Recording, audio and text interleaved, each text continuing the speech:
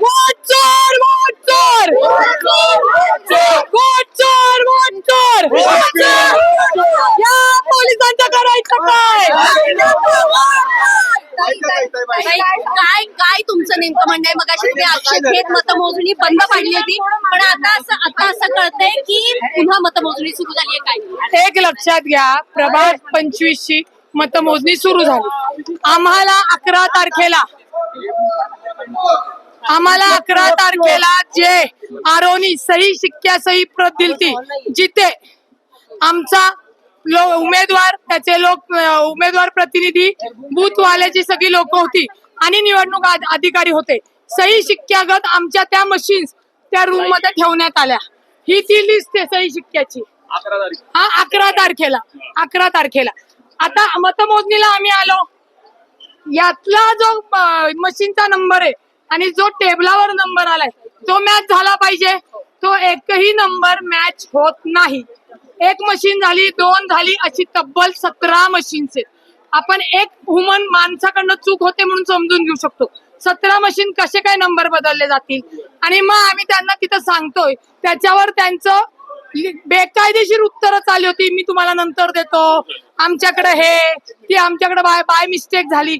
निवडणूक आयोगाला कोणतीही चूक अपेक्षित नाही, हा त्यांचा निष्काळजीपणा आहे. त्याच्यामुळे ज्या मशीन आम्हाला दिल्या होत्या, आता त्यांचं म्हणणं ही प्रभाग 25 ची आहे आणि आतमध्ये चुकून वर प्रभाग 25 लिहिले आणि 27 ची आली. तेही आम्ही बघितलं. मुळामध्ये जर तुम्ही मशीन बदलल्या तर काही टेक्निकल आले असतील एरर.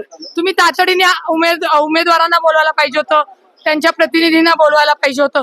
तसं न करता परस्पर मशीन्स बदलल्यात. परस्पर मशीन बदलण्याचा प्रश्न तुम्हाला अधिकार कुणी दिला?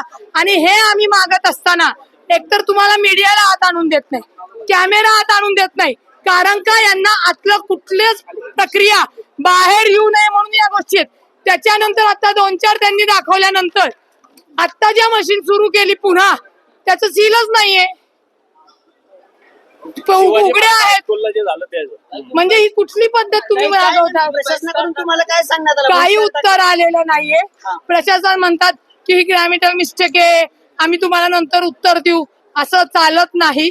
त्यांना मी लेखी दिले, लेखी सुद्धा लिहून दे म्हणजे प्रत रिसिव्हची देत नव्हते. मला वर चढावं लागलं. पण तुम्ही बहिष्कार टाकलाय का? हो, आम्ही बहिष्कार टाकलो. भाजप सोडून सगळे उमेदवार बाहेर आलेले आहेत. ज्या उमेदवारांना घरामध्ये उभं केलं नाही, जे लोकांच्या संपर्कात नाही, त्या मशीन आणि ज्या मशीन आमच्या आहेत त्या वेगळ्या मशीन तुम्ही समोर उभं करताय, ही कुठली पद्धत आहे? लोकांना वेडं समजता. म्हणजेच निवडणूक आयोग आणि पोलीस प्रशासन लोकशाहीचा गळा दाबण्याचा हा प्रयत्न आहे. आणि जर त्यांना अशाच पद्धतीने गळा दाबायचा आहे तर त्यांचा हा विजय त्यांना लखलाख. आम्ही भिकेत दिला. आम्ही डॉक्टर बाबासाहेब आंबेडकरांचे संविधान पाळणारे आहोत. लोकशाहीने आम्ही त्यांना प्रत्येक टेक्निकली अर्ज दिला, त्याची रिसिव्ह घेतली. आणि हे बघा, कायदेशीर लढायला आज गेलं आणि उद्या लढायला यश मिळत नाही, त्याला आम्हाला थांबावं लागणार आहे. मग याची लाज यांना ठेवायला पाहिजे होती आणि त्याचीच पळवाट काढून लोकशाही. आता अजून काय राहिलं? मत चोरी, मत चोरी केलेली आहे. त्यांच्या पायाखालची वाळू सरकलेली आहे. लोकशाहीने त्यांना निवडणूक घ्यायची नाही.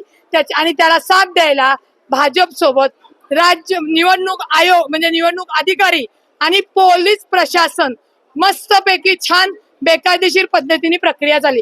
पोलिसांचं काम काय आहे? कायदा सुव्यवस्था प्रस्थापित करणे. तुम्ही लिगल गोष्टीला का थांबवताय? का कार्यकर्त्यांना दमदाटी करताय? कशासाठी? आणि आरोची अधिकाराची जी उत्तर आहेत ती पोलिसांनी नाही द्यायची. पोलीस वकील आहेत का? पोलिसांना अधिकार दिलेला आहे का? ती उत्तरं आरो म्हणजे निवडणूक अधिकारी देईल. यांना जमलं नाही तर कलेक्टरांना बोलवा. कलेक्टरांना नाही जमलं तर त्यांच्यावरती कोण असतील त्यांना बोलवा. एवढा जर तुम्हाला कायदा समजत नसेल तर कशाला निवडणूक घेता तुम्ही? कशाला IPS अधिकारी आणि पोलीस अधिकारी बनताय? लिटरली सांगते, लोकशाहीचा गळा दाबण्याचं काम आहे. आम्ही सगळेजण बाहेर पडलेलो आहोत. आम्ही प्रभाग 25च्या मतमोजणीवर बहिष्कार टाकून बाहेर पडलेलो आहोत. थोड्या वेळाने लोकशाहीचा गळा दाबलेला निकाल तुम्हाला मिळेल. त्यांनी त्यांचा गुलाल उधळावा, कारण का ते चोरटे भुरटे मतचोर आहेत. त्यांना त्यांचा विजय लखला.